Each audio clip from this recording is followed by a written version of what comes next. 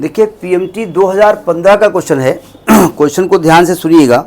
Question कह रहा है कि circuit containing an ammeter, a battery of 30 volt and a resistor of 40.8 ohm are connected in series.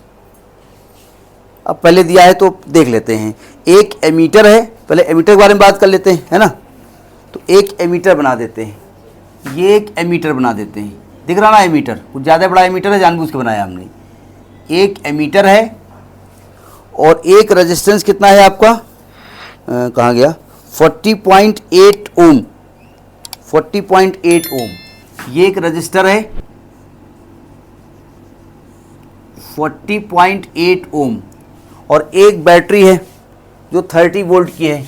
एक battery है वो 30 वोल्ट की है। इन सबको सीरीज में जोड़ दिया गया। डायग्राम समझ में आ गया, ठीक है। इसकी वैल्यू फिलहाल इस रेजिस्टेंस को मैंने R1 मान लिया, यही बात समझ में आ गई। फिर देखो क्या क्वेश्चन कह रहे हैं, all are connected in series हो गया। If the ammeter has a coil of resistance 480 ohm, यानी जो एमीटर है ना, ये एमीटर है, इसके अंदर जो कॉइल है इसका खुद का रेजिस्टेंस है। इस रेजिस्टेंस को मैंने R2 मान लिया। तो R2 की जो वैल्यू दी हुई है वो दी है 480 ओम, 480 ओम। यहाँ तक बात डायग्राम समझ में आ रहा है ना। डायग्राम आपको अपने आप ड्रॉ करना है। फिर कह रहे हैं अ शंट ऑफ 20 ओम। शंट की बात की है। अंट शंट क्या होता है, ये शंट क्या होती है मालूम है आपको? शंट सुना है नाम आपने? देखिए एक्चुअली में कहाँ लगाया जाएगा ये शंट? शंट कहाँ लगेगा?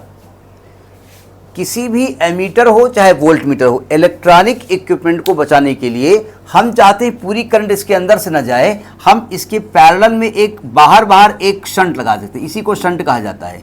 हमने रेजिस्टेंस ऑफ शंट बोल दिया। और ये कितने ओम का है? ये 20 ओम का है, 20 ओम का है, ठीक है। डायग्राम समझ में आ गया ना। तो कह ये रहे हैं कि आप रीडिंग ऑफ एमीटर निकालिए। एमीटर में रीडिंग कितनी आ रही?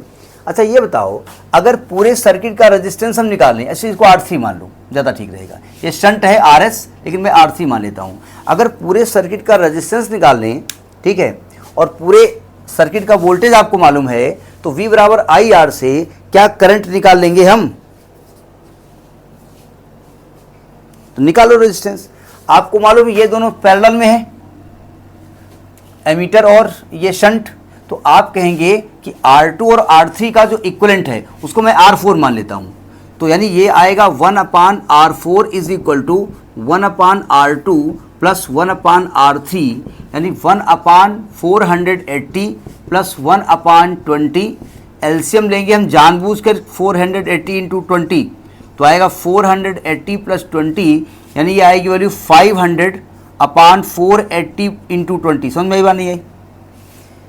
एक जीरो से ये जीरो कट गया, एक जीरो से ये जीरो कट गया, यानी ये आने वाला है 5/2 8 16 और 2 चौको 8 1 9, 96/5 हो गया ना। तो जब हम R4 की वैल्यू निकालेंगे तो आएगा 96/5। 5 से काटो, 5 एकम 5, 4 46, 5 9 45, 1 5 दूनी 10, 19.2 ओम आ गया। यानी 19.2 इसका रिजल्टेंट आया है 19.2। क्यों? और 19.2 और 40.8 ये पैरेलल में है। तो अगर मैं इक्विवेलेंट रेजिस्टेंस निकालता हूं R इज इक्वल टू, तो आएगा R4 प्लस R1, यानी कि 19.2 प्लस R1 कितना है 40.8। तो कितना आने वाला है 60 आएगा ना। 40 20 60, 60 ओम आ गया। यानी पूरे सर्किट का रेजिस्टेंस 60 ओम आ गया। अब टोटल वोल्टेज आपको दिया है, नोट कर लिया ना इसको, मैं इसको रब कर देता हूं। तो टोटल वोल्टेज आपका 30 ओम का दिया है। तो V बराबर IR से अगर हम I निकालेंगे तो V/R आएगा। V है 30 वोल्ट, R है 60 ओम, यानी 1/2 यानी कि 0.5 एम्पियर। ओम क्या लिख रहा हूं, 0.5 एम्पियर की करंट यहां जाएगी, ठीक है। करंट पूरी इससे गुजरती है। समझ में आई बात नहीं आई? तो ये आपका एमीटर रीड करेगा, ठीक। ये छोटा सा क्वेश्चन था, उन्होंने पूछा इसलिए है कि आप एक तो शंट की जानकारी आपको होनी चाहिए कि शंट लगता कहाँ से है, ठीक है। और शंट का काम क्या होता है, करंट को इधर बाहर से निकाल देना, ठीक है। जैसे कहते हैं ना वो बहुत अंट संट बक रहे थे, तो अंट संट का फिजिक्स के मतलब होता है मैंने इधर से सुना इधर से निकाल दिया, हमको मालूम नहीं, कुछ बोल रहे थे अंट संट। तो यहाँ भी अंट संट कहाँ लगता है, वो किसी भी इक्विपमेंट में बाहर लग जाता है, यानी वो रास्ते में, उसके रास्ते में कहीं काम नहीं करता, बाहर से लगता है, ठीक, नोट करिए।